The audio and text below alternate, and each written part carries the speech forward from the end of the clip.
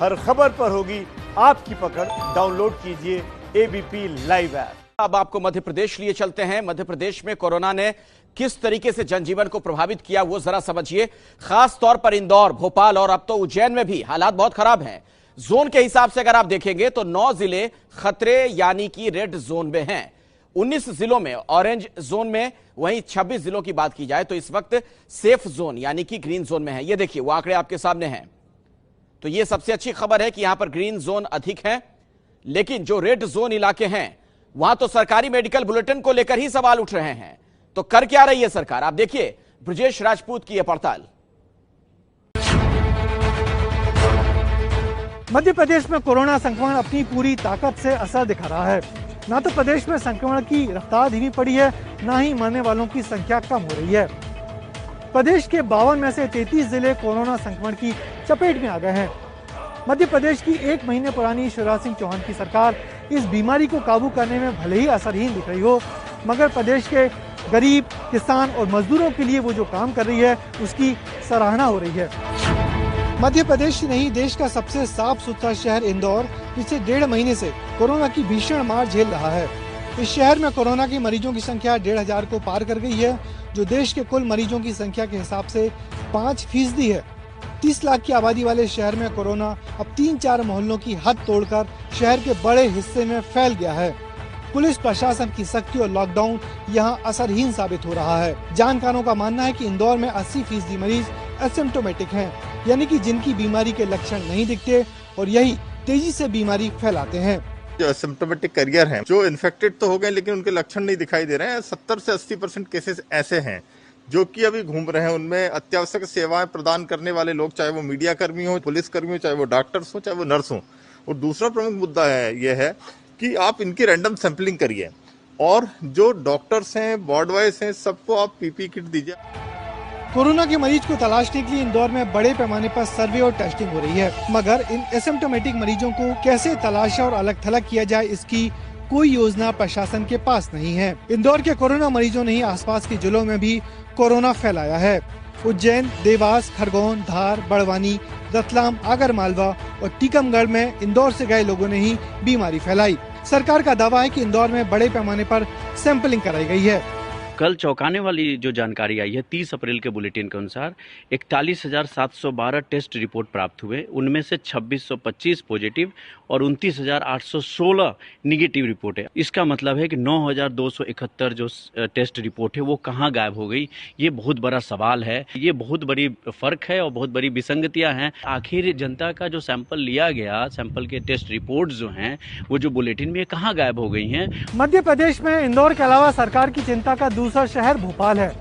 भोपाल में कोरोना संक्रमितों की संख्या 500 को पार कर गई है।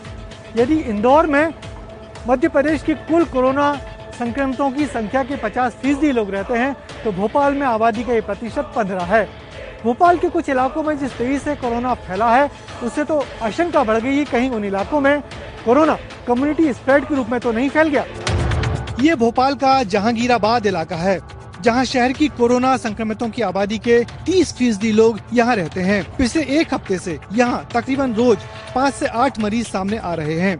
पूरे इलाके की गंभीर नाकाबंदी की गई है, मगर कोरोना तो यहां बुरी तरह फैल ही चुका है। इसके अलावा पुराने भोपाल के मंगलवारा, बुधवारा और शाहजहानाबाद की कुछ गलियों से जिस तरीके से केस सामने आ रहे हैं, उससे कोरोना के कम्युनिटी स्प्रेड की संभावना से इनकार नहीं किया जा सकता।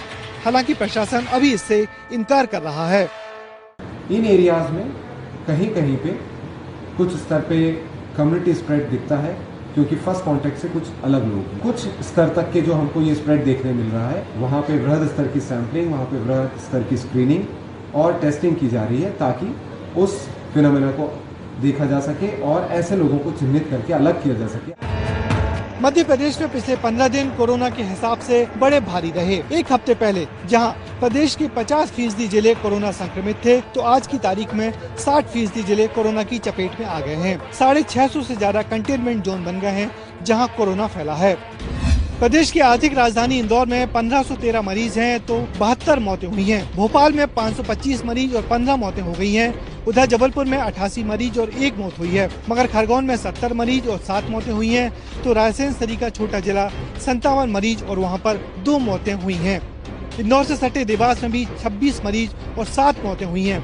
मगर उज्जैन का आंकड़ा सबसे चौंकाने वाला है, जहां 148 मरीज और अब तक 24 मौतें हुई हैं। तेजी से बढ़े मरीजों की संख्या और मौतों के लिहाज से ये प्रदेश में सबसे ज्यादा है।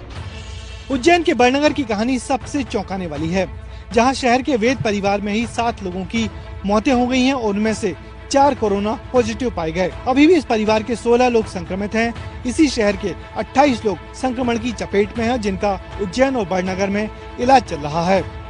जितने भी कॉन्टैक्ट हिस्ट्री में लोग आए हैं उन सबकी भी सैंपलिंग हम लोगों ने कराई है, जिससे कि हम जल्द से जल्द उन लोगों को आइडेंटिफाई करें जो पॉजिटिव के रूप में या एसिम्प्टोमेटिक के रूप में वहाँ पर उपस्थित हैं। निश्चित ही आरडी में लैब का जो शुरुआत हुई है उससे उज्जैन जिले को काफ़ी फायदा मिलेगा। लॉकडाउन के दौरान भी मध्य प्रदेश में तकरीबन 5.5 लाख किसानों से अब तक 28 लाख मीट्रिक टन गेहूं खरीदा जा चुका है, तो उधर प्रदेश के बाहर के राज्यों में फंसे 20,000 मजदूर वापस बुलाए जा चुके हैं। प्रदेश में भी एक जिले से दूसरे जिलों में फंसे 30,000 मजदूरों को आपस के जिलों में भेज दिया गया है और ये निश्चित ही बड़ी राहत की बात है। आज मध्य प्रदेश में मनरेगा के अंतर्गत मध्य प्रदेश में 9 लाख मजदूर काम कर रहे हैं। हमारी कोशिश ये है कि जितने मजदूर वापस आ रहे हैं हम सबको काम दे सकें, ताकि संकट के समय कोई भूखा ना रह पाए। अन्न की हमने भरपूर व्यवस्था की। अब मजदूरों को वापस लाने के काम में भी हम लगे। मध्य प्रदेश में कोरोना तेजी से पैर पसार रहा है, तो इस बीमारी से स्वस्थ होने वाले लोगों की संख्या में भी तेजी आ रही है। भोपाल, इंदौर सहित प्रदेश के 30 से ज्यादा जिलों के 500 से ज्यादा लोग अब तक कोरोना से जीतकर अपने घर वापस पहुंच गए हैं। पिछले 1.5 महीने से कोरोना संक्रमण से जूझ रहे मध्य प्रदेश में आने वाले दिन बेहद चुनौतीपूर्ण है। जनता कब तक घरों में बंद रहे और कब तक कामकाज ठप रहे, इस पर सरकार सोच रही है। प्रदेश में कोरोना संक्रमण की गति धीमी तो पड़ी है, मगर काबू में अभी भी नहीं आ पाई है। लोगों के मन में यही सवाल है कि जब लॉकडाउन खुलेगा तब कोरोना पर कैसे काबू पाया जा सकेगा।